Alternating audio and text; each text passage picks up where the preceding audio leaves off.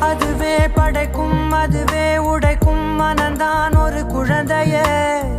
அதுவாய் மலரும் அதுவாய் உதிரும் அது போல் இந்த கவலையே.